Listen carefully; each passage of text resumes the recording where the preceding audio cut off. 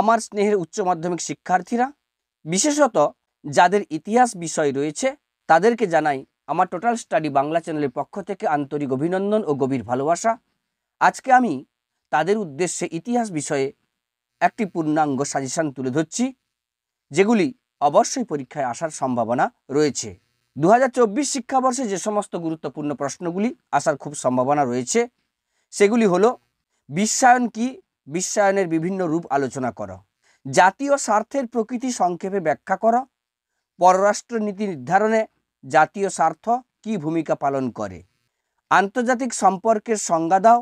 আন্তর্জাতিক সম্পর্কের বিকাশের ধারা আলোচনা করো, উপনিবেশীকরণ বলতে কি বোঝো,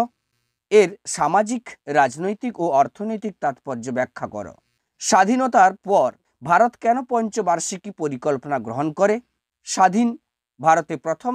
3টি পঞ্চবার্ষিকী পরিকল্পনার লক্ষ্য ও গুরুত্ব আলোচনা করো, অথবা জোট নিরপেক্ষ নীতি কি,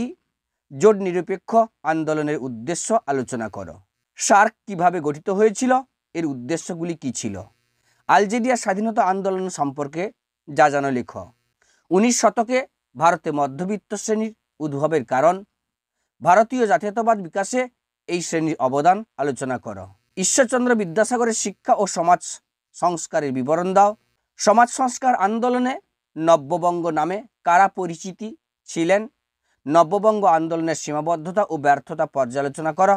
আলিগড় আন্দোলনের সংক্ষিপ্ত পরিচয় দাও, বাংলার নবজাগরণের প্রকৃতি আলোচনা করো, এর সীমাবদ্ধতা কী ছিল,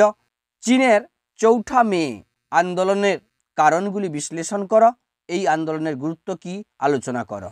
1909 খ্রিস্টাব্দে মরলেমিন্টো সংস্কার আইনের প্রধান শর্তাবলী, বৈশিষ্ট্য ও গুরুত্ব আলোচনা করো, 1935 সালের ভারত শাসন আইনের প্রেক্ষাপট ও শর্তাবলী আলোচনা করো, এই আইনের গুরুত্ব কী ছিল, রাওলাট আইনের উদ্দেশ্য কী ছিল, গান্ধীজি কেন এর বিরোধিতা করেছিলেন, জালিয়ানওয়ালাবাগের হত্যাকাণ্ডের প্রেক্ষাপট কী ছিল, এই ঘটনার গুরুত্ব আলোচনা করো, অধীনতামূলক মিত্রতা নীতি ও সত্যবিলোপ নীতি বলতে কি বোঝো, কোথায় কোথায় এই নীতি প্রয়োগ করা হয়, চিরস্থায়ী বন্দোবস্তের প্রধান শর্তগুলি লেখো,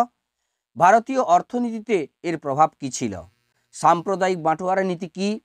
ভারতীয়দের মধ্যে এই নীতির কি প্রতিক্রিয়া হয়েছিল, লোককথা বলতে কি বোঝো, উদাহরণ দিয়ে ব্যাখ্যা করো, ইতিহাস রচনার ক্ষেত্রে লোককথা কিভাবে সাহায্য করে, স্মৃতিকথা বলতে কি বোঝো, ইতিহাস রচনায় স্মৃতিকথার গুরুত্ব কী ছিল, মিথ ও লেজেন্ড বলতে কি বোঝো, ইতিহাস রচনায় মিথ ও লেজেন্ডের গুরুত্ব আলোচনা করো, মিউজিয়ামের জাদুঘরের প্রকারভেদ আলোচনা করো, জাদুঘর বলতে কি বোঝো, অতীত পুনর্গঠনে জাদুঘরের ভূমিকা আলোচনা করো, সিরাজদৌল্লার সঙ্গে ইংরেজের বিরোধের কারণ কি, পলাশী যুদ্ধের গুরুত্ব আলোচনা করো, ইস্ট ইন্ডিয়া কোম্পানি কিভাবে বাংলার দেওয়ানি লাভ করে, দেওয়ানি লাভের গুরুত্ব লেখো, ব্রিটিশ ইস্ট ইন্ডিয়া কোম্পানির আমলে ভারতের ভূমি রাজস্ব ব্যবস্থার সংক্ষিপ্ত পরিচয় দাও, ভারতের রেল স্থাপনের উদ্দেশ্য কী ছিল, ভারতের অর্থনীতিতে রেলপথের প্রভাব আলোচনা করো, ঔপনিবেশিক ভারতে অবশিল্পায়নের কারণ ও ফলাফল ব্যাখ্যা করো, দেশীয় বস্ত্রশিল্পের উপর শিল্পায়নের কী প্রভাব পড়েছিল, ক্যান্টন বাণিজ্যের মুখ্য বৈশিষ্ট্যগুলি কী ছিল, এই বাণিজ্যের অবসান কিভাবে হয়েছিল, ঠান্ডা লড়াই বলতে কি বোঝো, কোন পরিস্থিতিতে ঠান্ডা লড়াইয়ের উদ্ভব হয়, ঠান্ডা লড়াইয়ের তাত্ত্বিক